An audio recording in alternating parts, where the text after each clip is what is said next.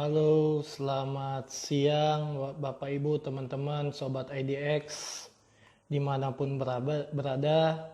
Hari ini kita akan kolaborasi nih dengan investor, trader, sekaligus penulis buku tentang pasar modal yang sudah sangat terkenal ya, uh, Ibu Ellen May. Ibu Ellen May yang sudah cukup lama bergabung juga di pasar modal.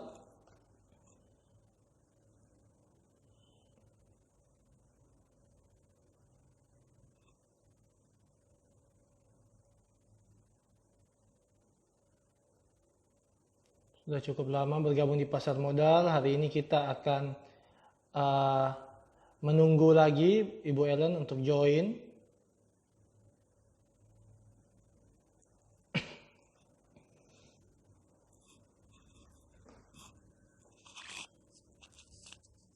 Bapak Ibu yang mau bertanya kepada Ibu Ellen May langsung silakan di kolom pertanyaan di bawah.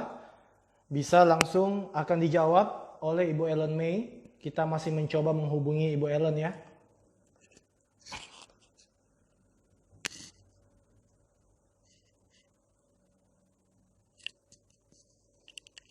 Sobat IDX Ultra juga silakan follow Instagram kami IDX_Ultra. Nanti akan ada info terkait giveaway dalam kegiatan ini.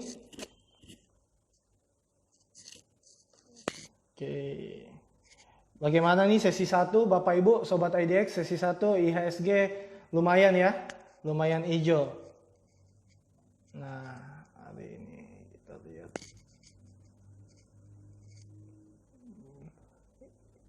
Ibu Ellen di mana?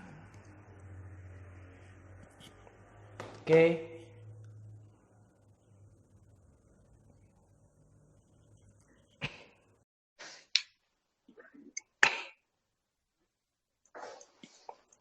Kita masih tunggu koneksi ya sama Ibu Ellen. Halo, Bu Ellen. Siang, Bu. Suara saya jelas, Bu? Jelas. Jelas ya, syukurlah. Apa kabar, Bu? Baik, Pak. Gimana kabarnya, Pak? Sulawesi Tenggara, apa kabar Sulawesi Tenggara? Baik, Bu. Untungnya kami juga di sini sudah mengajukan PSBB tapi masih belum disetujuin. Jadi kami masih ke kantor nih, Bu. Oke. Bu, mungkin saya perkenalkan dulu ya. Iya, siap, Bu. Amin. Bu, saya perkenalkan dulu Ibu kepada Sobat IDX Ultra ya, Bu ya.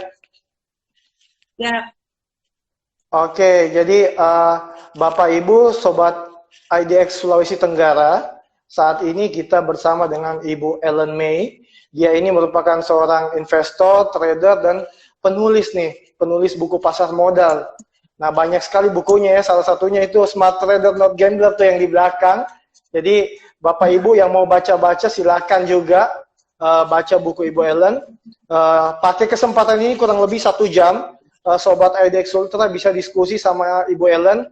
Silakan masukkan pertanyaan di kolom komentar. Oke. Mungkin Ibu Ellen ada yang mau disampaikan, Bu? Oke, jadi hari ini ya sambil nunggu pertanyaan ya teman-teman semuanya, saya mau perkenalkan juga nih ya. Jadi hari ini kita lagi nge-live sama Pak Riki IDX Sulawesi Tenggara ya. Jadi thank you banget Pak Riki buat kesempatannya. Terus hari ini IHSG IHSG naik ya. Jadi kenapa sih IHSG ini naik hari ini? Didukung oleh sektor perbankan ya. Perbankan memang lumayan gede nih ya, jadi kapitalisasinya lumayan gede sehingga ketika perbankan naik juga bisa istilahnya mengerek IHSG naik gitu. Contohnya saham BRI dan BCA.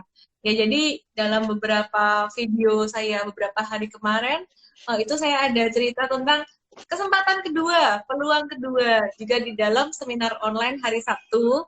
Ya, jadi ada peluang kedua nih. Peluang keduanya apa?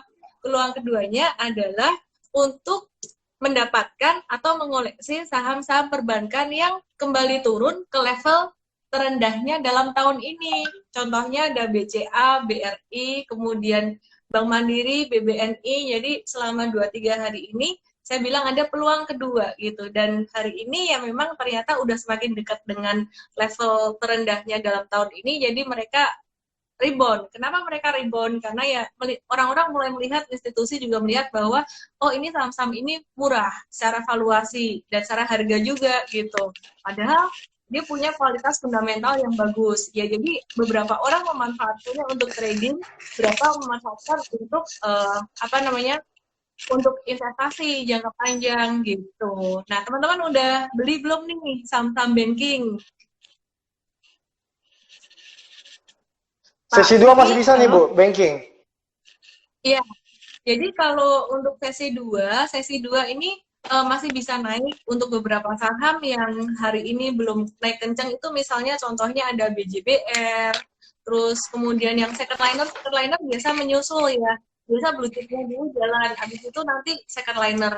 Kayak BTPS tuh kemarin kita beli BRI dan BTPS. Terus hari ini kita udah profit taking BTPS, meskipun setelah kita profit taking dia naik lagi, yang penting kita cuan bungkus dulu lah gitu. Terus kalau sesi 2 nanti ya kita lihat apakah untuk BJBR, BJPM yang second liner yang lainnya bisa menguat. Oke, udah nih seneng banget tuh teman-teman, tuh ada yang BRI, ada yang BNI. Nah, sebelumnya nih saya mau nanya gitu teman-teman semua, um, teman-teman semua di sini nih nanti mau rencana jual atau mau rencana tahan nih?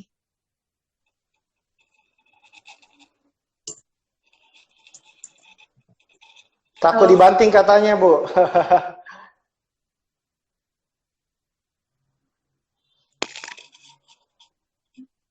BRI kok nggak naik tinggi? Ya memang kalau karakter untuk saham perbankan itu yang naik cepat itu memang BCA dulu, setelah itu BRI. Jadi jarang nih BRI yang naiknya yang sampai gila-gilaan gitu. Masih bisa turun nggak saham banking? Kalau saham banking saya bilang sih masih bisa ya, masih bisa koreksi. Nah, maka dari itu tadi saya tanya nih, teman-teman di sini yang beli saham saham perbankan kayak gini nih mau tahan atau mau jual. Ini sebenarnya sangat sangat penting banget diketahui dari awal ya. Maksudnya gimana? Kalau jadi investor tahan berarti harus siap turun lagi dan rugi gitu loh. Pasti harus siap rugi gitu, rugi dulu. Kenapa? Kan kalau investor ntar turun lagi kita masih punya alokasi ya. Kalau saya masih ada 80% buat beli di bawah gitu. Nah, tapi kalau teman-teman nggak siap nih, aduh kemarin belinya kebanyakan nih ya, jadi nanti kalau turun di bawah saya udah nggak punya duit buat nambah lagi, yaitu take profit aja ya, trading aja gitu. Tradingnya sekarang take profit berapa persen sih? Sekitaran kalau kemarin beberapa hari kemarin tuh market sideways banget, kita take profit bahkan cuma 5%, sekarang udah bisa sekitaran ya 5-10% gitu.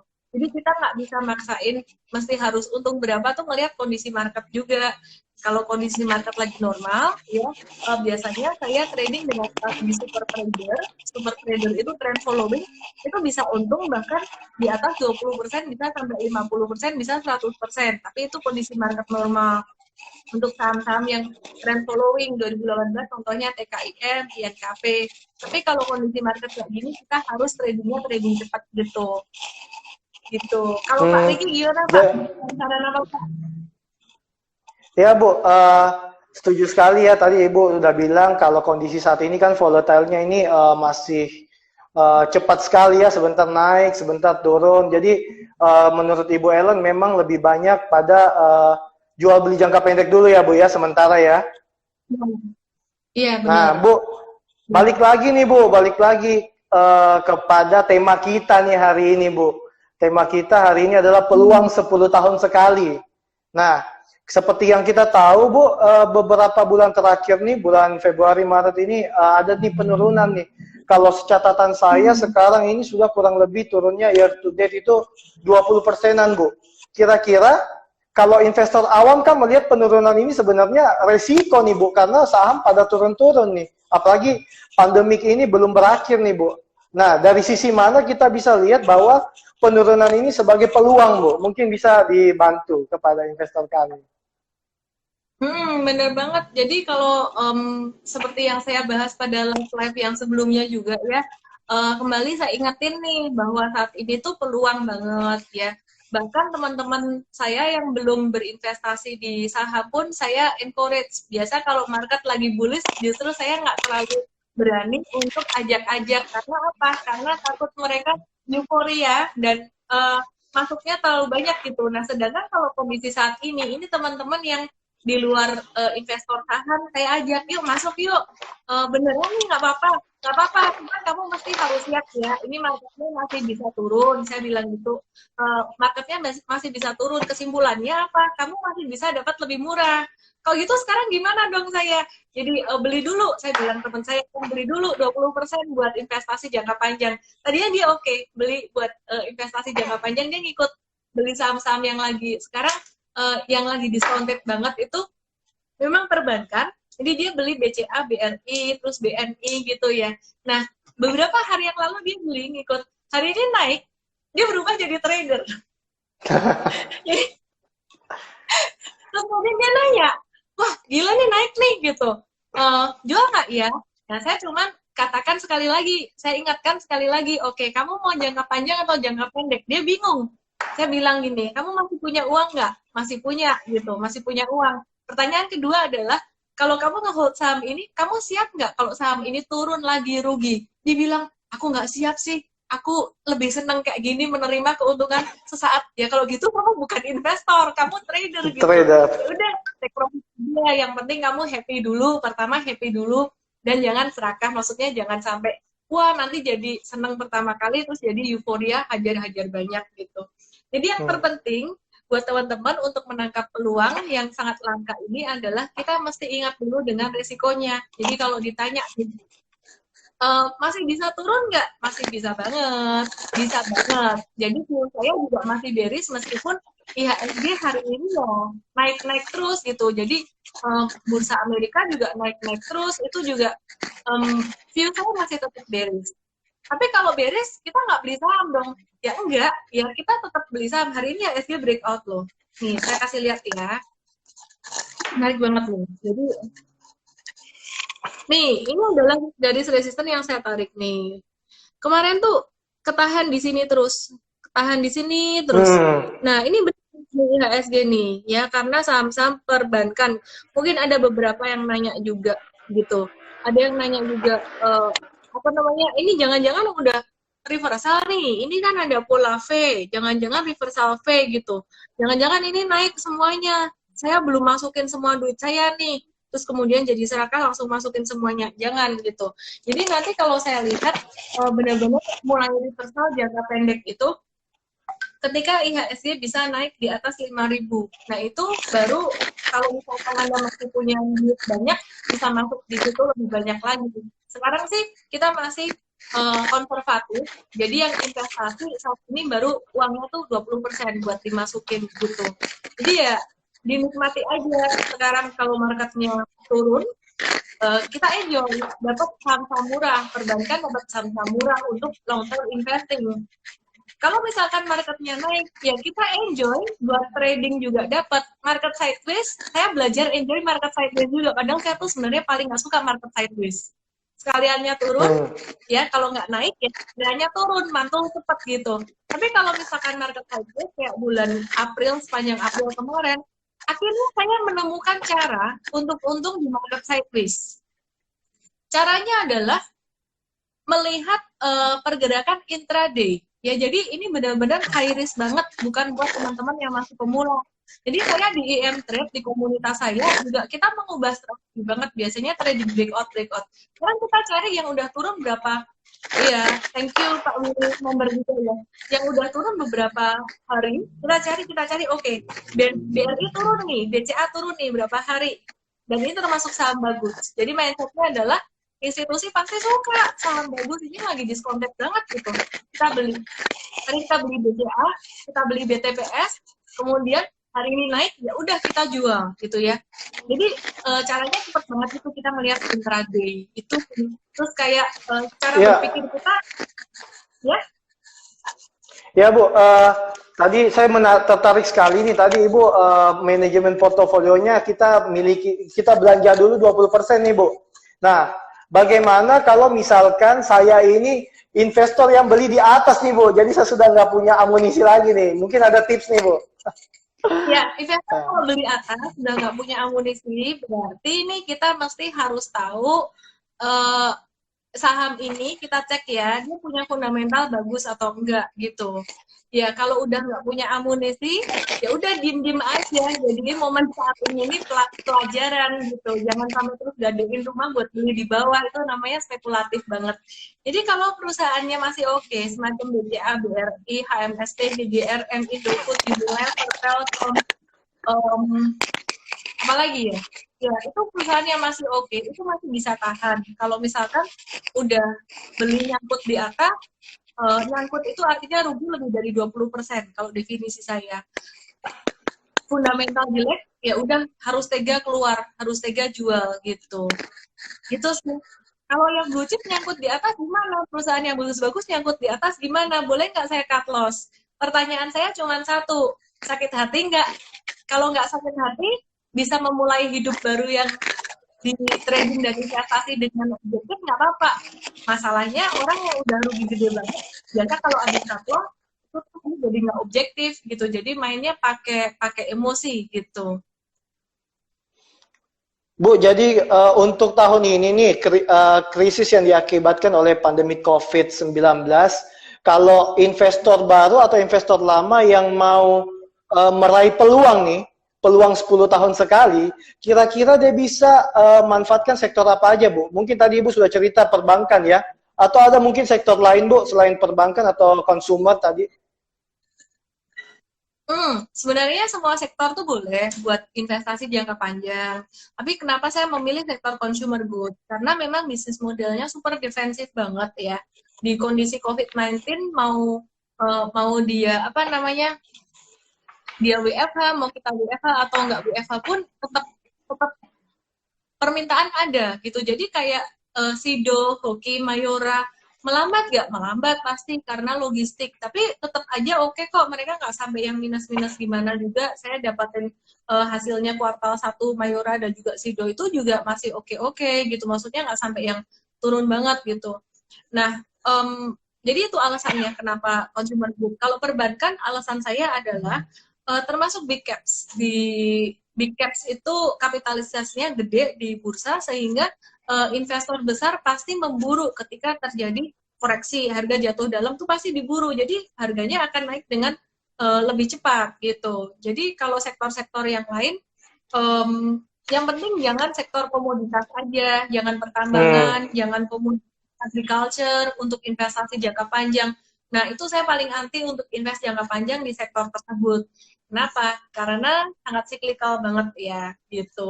Dan kalau kita Ali gitu, memang perusahaan ini fundamentally oke. Tapi chartnya kemana-mana juga harga sahamnya tuh berapa bertahun-tahun dia nggak kemana-mana. Sideways dalam range yang cukup besar. Mungkin saya bisa kasih lihat di sini. Nah, itu jadi ya termasuk komoditas, ada pertambangan, baik batu bara, terus kemudian metals, kemudian migas. Nih, ini saham Astra Agro Lestari. Nih ya, ini bertahun-tahun nih kalau mau lihat yang weekly and monthly. Nih, halo IDX Sumatera Selatan. Nih ya, ini dia nggak kemana-mana. Ini dari 2006. Ini 2006 nih. Waktu itu kan memang 2006-2007 nih naik kenceng ya, bullish. Nah, ini 10 tahun lebih nih sampai sekarang. Nah, ini dia nggak kemana-mana 10 tahun. Jadi kalau yang Anda investasi di sini ya kalau misalkan nggak dapat dividen ya sahamnya nggak kemana. Tapi kalau Anda perhatikan yang lain nih, saya kasih lihat saham Unilever misalnya. Dalam 10 tahun itu gimana? Nah, beda banget kan? Nih, beda banget kan? Kelihatan kan? Ini dalam 10 tahun dia growing. Terus kemudian nih Unilever tuh sekarang lagi murah-murahnya banget meskipun sekarang udah naik ke 8.300 ya. Ntar kalau Unilever turun lagi, itu kesempatan kedua banget nih. Kesempatan kedua kita di angka berapa? 6750 sampai 5.000. Nah, ini langka banget di level di angka segini. Kalau misalkan nanti turun lagi, jangan takut nih, gitu. Oke, terus kemudian nih, saya kasih lihat lagi ya, untuk saham yang lainnya. Ini yang tadi saya bilang, selain consumer good, ada perbankan, dan perbankannya saya ambil yang big caps, gitu. Nih, ini beda nih. Cyclical itu artinya mengikuti siklus harga komoditas naik turun gitu, bukan yang ini naik terus kayak gini. Oke, ini Unilever, ini BCA ya. Wah, lambat dia chartnya. Ya ntar saya kasih lihat deh kalau keluar. Kita ini lambat banget dia. Internetnya lagi ini. Lagi WFH, lagi school at home juga, jadi rebutan ini sama anaknya. Iya, Iya, Bu. gambarnya Ya, nggak apa-apa, Bu. Jadi, mumpung ini hari terakhir nih, Bu, di bulan April nih, tanggal 30 April. Biasanya di pasar modal itu ada istilah nih, sell on May. Nah, apakah kira-kira di tahun ini sell on May juga itu akan terjadi atau seperti apa, Bu? Jadi kalau bulan ini ya, kalau saya lihat memang ini justru malah akhir bulan April harga saham malah ditutup breakout ya, IHSG breakout gitu. Nah, kalau bulan Mei nanti saya ngelihat bisa terkoreksi. Karena apa? Karena memang tren besar sekarang lagi tren turun. Dan kemudian kalau kita lihat sekarang sebenarnya perekonomian juga masih melambat. Dan kemarin big money maupun retail juga udah kolek-kolek saham dari Maret sampai April ini gitu. Jadi mereka juga akan merasa I'm good enough dengan saham ini, dengan harga yang semurah ini I'm good enough gitu. Jadi mereka akan menunggu lagi untuk kesempatan yang ketiga, mungkin dibilang kesempatan ketiga supaya turun lagi. Kalau turun lagi mereka bisa ambil lagi lebih murah lagi. Dan memasuki kuartal kedua nanti, kita mesti ekstra hati-hati. Jadi apa sih dampak dari PSBB, dampak dari social distancing, semuanya ini banyak sekali terjadi PHK, perusahaan-perusahaan itu banyak sekali yang mengalami perlambatan gitu loh. Jadi itu baru kelihatan nanti di laporan keuangan kuartal 2. Nah, be careful banget nanti bulan Agustus September ya. Agustus September kuartal 2 tuh Juni ya. Juni ya, mulai Juni terus kemudian Agustus September Agustus biasa malah statistik lebih banyak yang turun daripada bulan Mei gitu. Ya, Bu, terkait sell on May ini menarik ya karena Sabtu ini ada kegiatan, Bu ya. Temanya temanya pas nih, sell on May juga tuh kalau nggak salah, Bu. Go away pakai tanda tanya, apakah kita harus go away di bulan Mei ini gitu, mainin duit yang udah untung kita diem-diem aja atau gimana gitu. Jadi nanti hari Sabtu kita akan ada seminar online, kita bahas tentang sell on May and go away bersama dengan IDX Sulawesi Tenggara juga gitu ya. Jadi teman-teman yang daftar di situ gratis nih, ditraktir nih sama Pak Riki, sama IDX Sulawesi Tenggara ya, traktiran hari ini dari IDX Ultra. Kemudian kita juga ini ya Pak ya, mau adakan buat teman-teman yang mau buka akun saham ya, bisa masuk ke URL itu juga, nanti jadi ajak-ajak teman yang lain-lain nih, jangan cuman ini diri sendiri aja. Oke, mau buka akun saham masuk ke situ, nanti kita akan adakan kelas calon investor ya, jadi bukan sekolah pasar modal tuh setelahnya ya, kita adain lagi setelahnya. Betul, jadi Bu. kelas calon investor. Nah, kelas calon investor ini nanti diajarin apa aja, pertanyaan-pertanyaan untuk pemula, buka akun gimana, milih broker gimana, kemudian dan udah kita ada partner juga, tentu saja broker yang memang aktif untuk membantu Anda nantinya. Terus kemudian mulai di harga berapa, deposit berapa, itu terjawab semua. Itu ada di URL. Tadi mana ya Pak ya? Itu ada di pin, hilang tadi.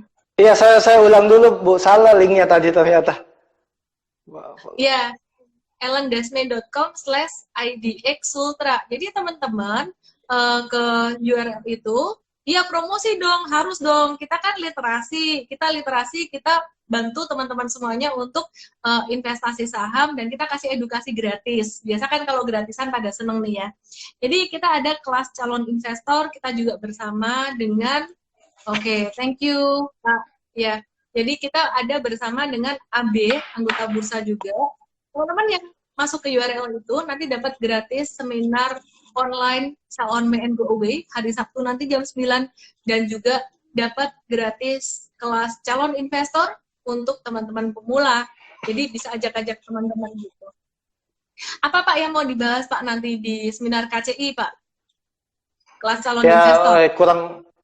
Kurang lebih pengenalan pasar modal Bu ya. Jadi dikenalin dulu pasar modal seperti apa, terus produk-produknya pasar modal. Jadi ada saham, obligasi, reksadana, ETF. Tapi memang mungkin akan lebih fokus ke saham dulu untuk kelas pertama ini. Terus mekanismenya sedikit, mekanisme perdagangan saham dan perlindungannya. Kurang lebih seperti itu Bu Ellen. Menarik banget nih perlindungan nih ya. Bicara tentang perlindungan investor saham ya. Jadi berkaca dari pengalaman tahun 2008 yang lalu ya, untuk melindungi aset nasabah yang dalam bentuk uang, kan ada yang uang yang belum dipakai untuk beli saham ya. Nah, dan juga untuk aset nasabah dalam bentuk saham itu ada perlindungan yang namanya rekening dana nasabah atau RDI. Dan juga ada kartu akses, mungkin bisa diceritakan nih Pak mengenai RDI dan kartu akses Pak. Ya, jadi yang pertama RDI ya, RDI itu adalah rekening dana investor. Nah, RDI ini dibuatin oleh perusahaan sekuritas nih, tempat Bapak Ibu Sobat IDX Sultra buka rekening nih, buka rekening saham, nanti akan dibuatin RDI. Nah, RDI ini tergantung banknya, jadi banknya ini tergantung kerjasama perusahaan sekuritasnya sama bank apa. Nah, contoh misalkan dia kerjasama sama Bank BCA. Nah, nanti RDI-nya akan dibuatin dari Bank BCA. Itu yang pertama nih. Kenapa ini bisa disebut sebagai perlindungan konsumen, perlindungan investor? Karena rekening ini atas nama pribadi nih. Atas nama pribadi, bukan atas nama Bursa Efek, bukan atas nama perusahaan sekuritas.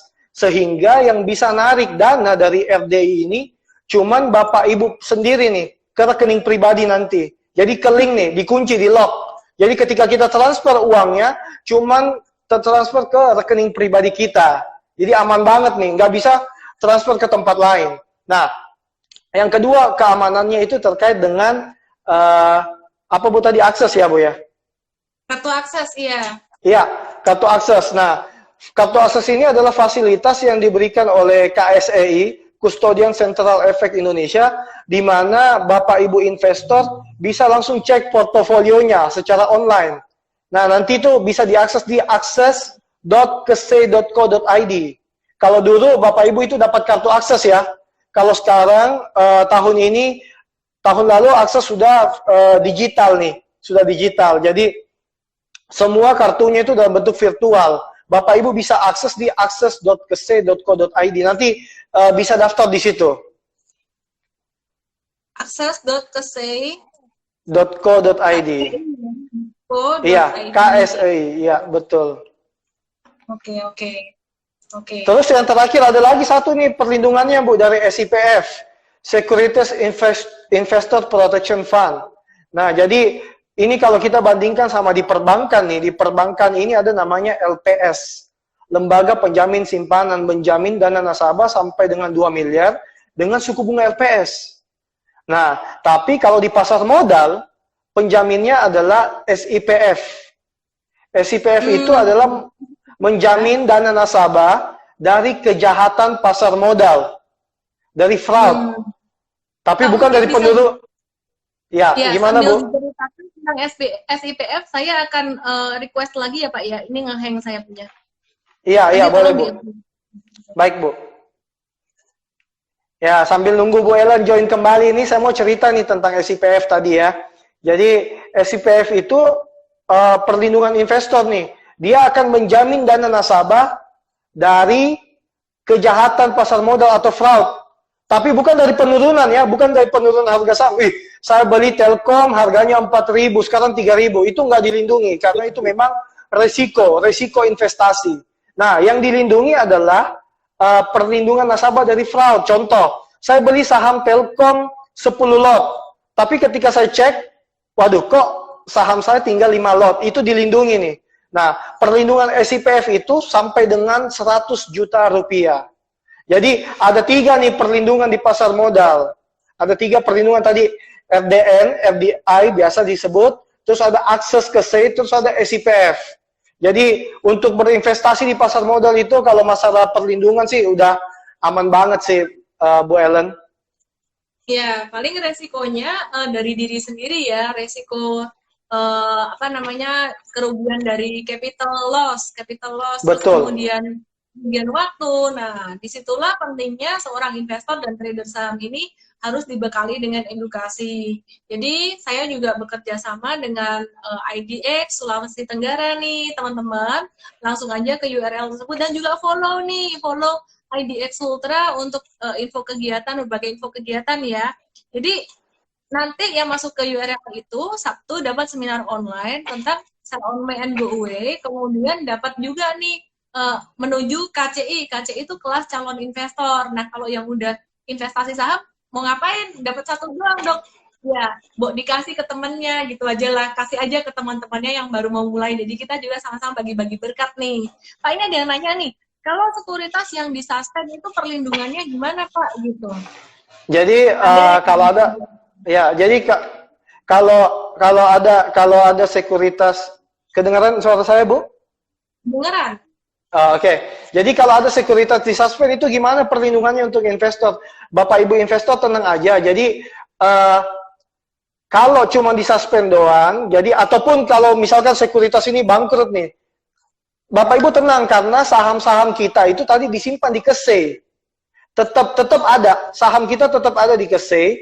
Paling kalau sekuritasnya bangkrut nih, nanti kita tinggal urus pemindahannya nih dari sekuritas A pindah ke sekuritas B yang baru. Jadi kalau untuk perlindungan tetap aman. Selama masih dilindungi KSE ya. 100 juta itu tadi, Bu. Menarik ya. Itu ada yang minta linknya, masih ada tuh linknya di pin, di komen itu ya. ellendesmed.com/idxultra. Pak, ini ada yang kemarin saya ingat nih pertanyaan dari beberapa teman follower juga ya, member. Ada yang nanya, jadi gini nih, mereka punya saham yang lama gitu ya, terus kemudian perusahaan ini disuspend terus suspensinya belum dibuka nih setahun, 2 tahun gitu, terus gimana Pak? Sahamnya itu bentuknya digital atau fisik, Bu? Digital. Digital. Nah, kalau seperti itu berarti kita masih belum bisa nih karena sekuritasnya disuspend. Harus diurus dulu nih, Bu. Jadi ada pengurusannya. Nah, bisa kita hubungi ke SEI. Ke SEI. Sebenarnya kalau disuspend? Mohon maaf, Bu. Kenapa, Bu? Kalau sahamnya disuspend sekuritasnya? Kalau sahamnya disuspend belum bisa, Bu. Kita memang harus menunggu. Karena kan kalau disuspend ini berarti ada sesuatu nih, ada sesuatu yang masih harus diluruskan terlebih dahulu. Jadi ditunggu dulu permasalahannya seperti apa baru bisa, Bu, seperti itu. Nah, ada yang nanya juga Pak, itu di situ tuh kalau misalkan sahamnya di delisting gimana, Pak?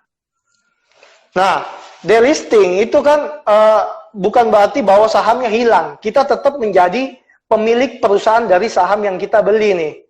Nah, tapi memang bedanya adalah tidak diperdagangkan lagi di bursa efek nih sebagai perantara perdagangan efek atau pasar modalnya nih. Nah, caranya gimana? Kita tinggal langsung ke emitennya, ke perusahaannya, langsung kita transaksi di situ. Jadi bedanya adalah mungkin kita harus cari pembelinya secara manual. Kalau kita belinya di sekuritas ya pasar modal, bursa efek mempertemukan yang mau beli sama yang mau jual. Tapi ketika dia sudah tidak di bursa efek ya kita harus cari sendiri pembelinya. Biasanya mereka jual ke perusahaannya kembali, Bu, seperti itu.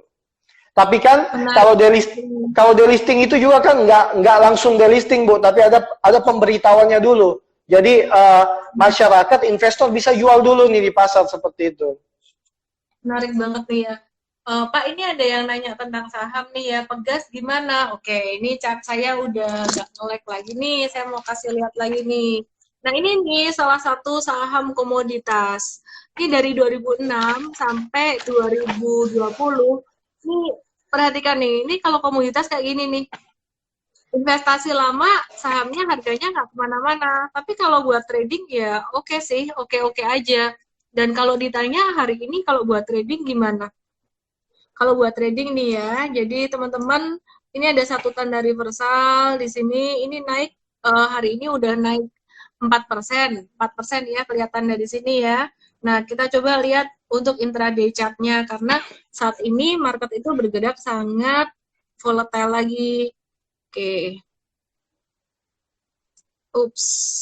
Ya. Lagging lagi. Jadi intinya si Pegas ini bisa untuk trading jangka pendek. Cuman be very careful. Sekali lagi volatilitas di pasar nih cepat banget naik turunnya. Oke. Jadi yang menarik nih ya, apa namanya? Selain banking, ada juga perusahaan yang go private. Go private-nya tuh karena memang dia maunya sendiri, bukan dihapus gitu ya. Contohnya Aqua. Nah, waktu itu ada tuh yang punya saham Aqua dari zaman lama banget. Kemudian karena apa namanya Aqua mau go private, Danun mau go private gitu ya, sehingga mereka menawar saham-saham ini tuh dengan harga mahal, melakukan buyback dengan harga sangat mahal gitu. Nah, kalau misalkan kayak gitu gimana tuh Pak? Kalau misalkan udah go private terus nggak sadar punya saham ini gitu. Nah, terus ternyata harga sahamnya udah naik tinggi juga sama ke perusahaan juga ya Pak ya? Jadi intinya perusahaan, jadi kita harus bedakan dulu perusahaan terbuka sama yang tercatat. Banyak perusahaan terbuka tapi tidak tercatat di Bursa Efek Indonesia. Nah, kalau kayak kasusnya Aqua nih, dia awalnya tercatat berubah jadi terbuka aja. Nah, semua perusahaan terbuka itu sahamnya itu dicatat di yang namanya Biro Administrasi Efek, BAE. Nah, jadi tetap bisa diurus nih, Bu. Tetap bisa diurus BAE selama kita cari tahu dulu nih, BAE-nya siapa gitu. Nah, setahu saya BAE itu di Indonesia itu ada 10, Bu. Jadi kita bisa cari ya, kita Google aja nanya PT ini Biro Administrasi Efeknya siapa. Jadi itu pengurusannya kembali ke BAE sih, Bu. Gitu. Oke. Banget ya. Jadi kalau misalkan investor yang ternyata punya saham itu nggak sadar. Jadi ada cerita lucu nih Pak. Ada investor tuh, ini investor papanya. Terus kemudian papanya meninggal, jadi dapat warisan tuh. Dia bingung dalam bentuk kertas gitu ya. Ya itu cerita yang good thing karena dia dapat keuntungan. Untung sahamnya ini ya naik bagus ya gitu. Oke. Bisa jadi harta karun tuh Bu, karena nilainya udah harta karun tuh Bu, karena nilainya sudah berkali-kali lipat biasanya ya kalau masih yang lembaran itu. Makanya teman-teman, ini juga kesempatan yang langka banget. Jadi kenapa saya setiap hari nge-live bareng IDX, bareng teman-teman AB, ini bukan sekedar menghibur Anda, menemani istirahat siang. Tapi ini benar-benar kita mau ajak teman-teman itu, yuk kita berinvestasi saham. Ini bukan sekedar kampanye, bukan sekedar iklan untuk meramaikan pasar modal. Tapi ya ini kesempatan gitu ya. Ini benar-benar kesempatan. Ya, itu tadi yang saya mau bagikan. Jadi tidak hanya saham-saham big cap saja, saham second liner oke juga gitu. Jadi saya suka tetap consumer good ya, kopi, Sido, Mayora gitu. Ibu Ellen sendiri sebelumnya sudah pernah ke Sulawesi Tenggara, Bu? Belum pernah, nanti habis corona ya Pak ya. Saya keliling Indonesia. Siap, Bu. Jadi di Sulawesi Tenggara ini kami ini ibu kotanya Kendari namanya. Cuma mungkin memang masyarakat Indonesia belum terlalu tahu Kendari ya. Mereka lebih tahu salah satu kecamatannya mungkin Wakatobi, Kabupaten Wakatobi. Itu lebih banyak yang tahu. Nah, kalau di Sulawesi Tenggara sendiri nih Bu, banyak pertambangan nih Bu. Kami ini sektor pertambangan nikel, bahkan salah satu emiten Antam itu ada salah satu tambang nikel terbesarnya itu ada di Pomala nih. Nah, kira-kira prospek Antam atau sektor pertambangan gimana ya, Bu ya?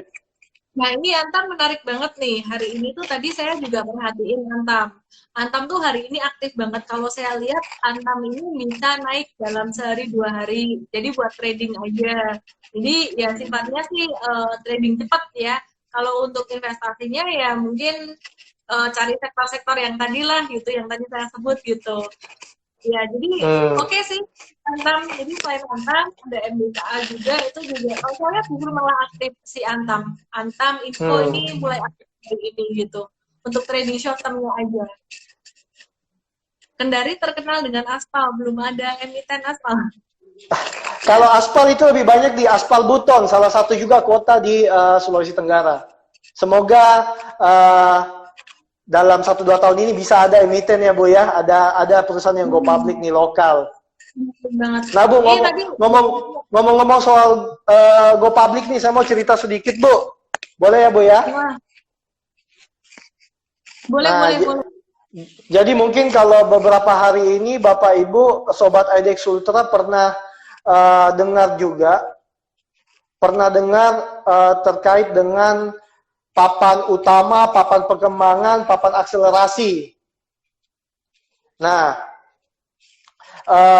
hari ini saya mau cerita khusus emiten yang yang keluar dari papan akselerasi. Contohnya adalah PGJO. Dia itu adalah PT Torindo Guide Indonesia Tbk. Nah, perusahaan-perusahaan yang listing atau go public dari papan akselerasi ada peraturan khususnya nih. Saya mau cerita sharing kepada Bapak Ibu Sobat IDX Ultra beberapa pembeda antara saham-saham pada umumnya sama saham yang keluar dari papan akselerasi. Yang pertama adalah nilai minimalnya. Nilai minimalnya di papan pasar reguler dan tunai itu adalah satu rupiah. Jadi bukan 50. Kalau Bapak Ibu biasanya di pasar reguler 50 ya. Nah, kalau ini satu rupiah PGJO ini. Nah, terus yang kedua, untuk range harga 1 sampai 10 itu fraksinya cuma 1 kali lompat nih. 1 kali lompat dia sudah ARB 1 sampai 10. Nah, tapi kalau 10 sampai 10 ke atas itu auto rejectionnya atas bawah 10%. Ini kalau normal, kalau sekarang kan semua 7% Ibu ya ARB-nya, tapi arahnya menyesuaikan sama fraksi yang biasa, auto rejection yang biasa. Nah, jadi terus yang terakhir, ketika saham ini go public, biasanya ini Bu Ellen, kalau perusahaan go public, arah sama ARB-nya ada istimewa nggak Bu? Gimana Pak? Putus-putus Pak. Perusahaan yang pertama kali go public, nilai arah sama ARB-nya lebih besar kan Bu? Iya. Lebih besar 2 kali lipat. 2 kali lipat ya? Betul. Khusus untuk perusahaan dari papan akselerasi, tidak 2 kali lipat, tapi normal 1 kali lipat aja. Seperti itu. Kalau dia pertama kali tercatat di pasar modal kita. Perusahaan yang mau IPO dari papan akselerasi ini kalau saya perhatikan memang syaratnya lebih ringan ya daripada untuk perusahaan-perusahaan yang biasanya IPO. Betul. Nah, ini juga kesempatan buat teman-teman yang punya usaha yang mau IPO nih, apakah untuk UKM bisa dan persyaratannya apa nih buat dapetin modal tambahan dan juga tentunya untuk berkembang ya, bukan buat exit gitu. Iya. Pada dasarnya tadi kalau kita cerita tadi ada papan utama, papan pengembangan, terus ada sekarang papan akselerasi. Kalau yang papan pengembangan itu minimal 5 miliar, aset bersih berwujud. Nah, tapi kalau untuk papan akselerasi sendiri, itu nggak ada nilai syarat minimalnya sebenarnya, Bu. Nggak ada aset bersih berwujudnya berapa. Selama dia berbentuk PT, terus dia punya kalau aset, jadi kan tadi saya cerita aset bersih berwujud nih. Nah, kalau total aset itu bebas. Yang penting kalau dia di bawah 50 miliar bisa juga. Di bawah 50 sampai 250 bisa. Kalau total aset nggak ada masalah, Bu. Yang penting dia ini ya. Gimana dengan perusahaan e-commerce? Kalau misalkan mereka nggak punya aset gitu. Contoh nih ya. Saya nggak tahu kalau Ruang Guru gimana ya. Kalau perusahaan yang asetnya online semua, gitu gimana Pak? Mau IPO? Pada dasarnya sebenarnya bisa, tapi kan sebelum IPO tidak semudah saya mau langsung IPO, Bu. Jadi kan pasti tim kami dan otoritas jasa keuangan juga periksa nih. Nah, ternyata perusahaan ini valuasinya tinggi, tapi asetnya nggak seberapa nih. Nah, makanya terus dari sisi underwriter lagi nih, yang perusahaan sekuritas yang bantu go public. Nah, underwriter kan juga ada pertimbangannya nih, Bu. Dia mau pilih yang bagaimana kriterianya, dia mau untuk membantu perusahaan itu untuk go public. Jadi masih ada saringannya sih, Bu. Tidak hanya dari aset itu. Menarik, oke. Ini ada pertanyaan Pak, LQ30 itu syariah bukannya kalau yang syariah khusus ada ini ya Pak ya, apa namanya indeks apa Pak? Mungkin maksudnya JI 30 Bu, Jakarta Islamic Index. JI 30. Iya, bukan LQ kalau LQ 45 Bu. Iya. Ini saya mau bahas dikit nih ya, ada beberapa saham yang bakalan ditambah ke LQ45 penambahan porsinya gitu, salah satunya adalah BRPT. BRPT kemarin juga sempat lumayan naik, lumayan tinggi ya, jadi kalau ada rebalancing ini satu hal yang wajar, mana yang ditambah pasti akan naik, karena institusi pasti juga akan tambah beli gitu. Terus kemudian ini udah mau 1 jam nih ya, pasti banyak yang nungguin di sesi 2 nanti gimana gitu. Jadi kalau saya melihat hari ini dan besok itu masih banking, yang jalan tuh masih banking. Kalau 2 hari kemarin kita tradingnya tuh telco itu kayak Excel Axiata, Indosat, Telkom gitu. Hari ini sama besok masih banking. Jadi kalau ditanya kayak BTN, BTPS besok masih bisa naik nggak? Masih bisa naik, cuman memang saya sendiri tadi ambil aman untuk menjaga performa trading and trade itu supaya tetap positif ya, winning loss ratio-nya bisa di atas 2 terus. Jadi kita udah profit taking untuk saham BTPS, kemudian saham Wika dan INKP itu kita profit taking gitu, karena kita tahu volatilitas tinggi. Cuman kita juga punya beberapa saham banking yang kita belum jual gitu, dan mungkin ada 1 atau 2 lagi yang kita masih mau beli nanti ya. Jadi banking apa aja, basically banking kayak BBTN, BTPS itu masih bisa naik, cuman BTPS udah agak telat masuk ya. Terus ya kalau BBRI memang dia naiknya agak pelan-pelan, tapi ya karakternya emang kayak gitu, lebih cocok buat investasi. Besok bukannya tanggal merah ya maksud saya besok hari Senin gitu loh, gitu hari Senin nanti gitu. Jadi kalau misalkan teman-teman mau ambil aman ya udahlah, ya udah take profit aja nggak apa-apa. Karena kalau tanggal merah di sini di Amerika nggak tanggal merah, di negara lain nggak tanggal merah, mereka turun juga kita bisa menabung sentimen negatif. Kayak waktu nyepi kemarin di US naik tuh kita menabung positif, jadi langsung pas bukanya langsung boom gitu. Jadi ya udah, kalau yang udah untung take profit aja. Ya juga ada trading saham Cetra, ini udah untung kalau saya lihat 9%, Tebik, Medco, BRI udah untung ya, kita mungkin siap-siap akan profitnya kita hari ini atau Senin nanti gitu. Jasa Marga masih bisa naik untuk short term, kita juga udah keluar, udah profit taking. Itu sih, jadi kita trading cepat, itu aja. Mungkin di sesi 2 Bu ada lagi yang bisa dipantau nih kira-kira yang sesi 2 bisa bergerak. Ya, jadi lucunya kalau market kondisi saat ini ya, meskipun jam perdagangan dikurangin, saya tuh melihat malah market tuh lebih aktif. Jadi 30 menit pertama itu saya harus di depan layar gitu. Karena apa? Karena saya juga membimbing teman-teman member di komunitas. Kemudian dan juga 30 menit terakhir itu saya harus di depan layar. Makanya kemarin ada yang ngejak live setengah 3, jangan gitu. Jam 2 jangan gitu. Ini marketnya lagi seru nih, banyak banget duit di sini gitu. Jadi ya. Jadi untuk sesi kedua nanti saya juga masih melihat untuk banking, properti, konstruksi ini short term naik. Namun untuk properti dan konstruksi itu jangan buat investasi dulu lah. Sekarang mereka lagi susah gitu. Anyway, entah kenapa saya masih di consumer good dan banking untuk long term investingnya gitu. Kalau ideal